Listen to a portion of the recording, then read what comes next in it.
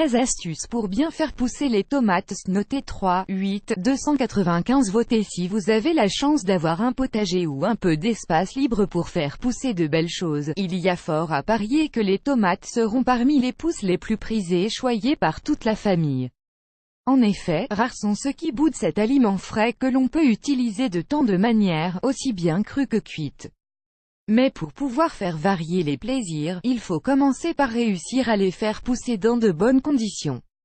Si vous souhaitez avoir de grosses tomates bien savoureuses et en plus grand nombre, prenez connaissance de ces quelques astuces qui feront la différence et vous donneront quelques clés pour réussir la culture. 1. Pour que les racines soient plus robustes, plantez les pieds de tomates profondément.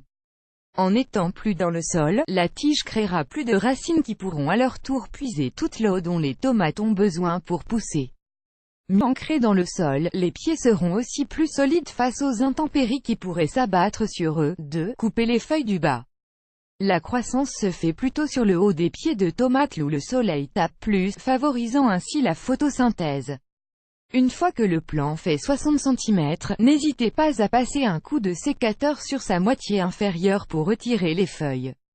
Certaines maladies partent du sol et se propagent par les feuilles. En les coupant, vos plants seront également préservés. 3. Retirez les gourmands. C'est le nom particulier donné à ces minuscules tiges qui apparaissent entre la tige centrale et la tige principale et qu'il convient de pincer pour les retirer. Ne produisant pas de fruits, ils sont inutiles et privent un peu vos tomates de lumière. Cela n'est pas obligatoire, mais ce sont les petits détails qui permettent d'obtenir des fruits goûteux. Faites cela sur des pieds de 80 cm minimum et faites-en des boutures pour produire plus de tomates. 4. Optez pour le paillage. Cela permet de protéger le sol, de garder l'humidité, de réchauffer le sol et de protéger vos plants de certaines maladies, ces derniers étant moins en contact direct avec le sol. Le système racinaire n'en sera que plus sain. Page 1 sur 3 pages précédentes, 123 pages suivantes.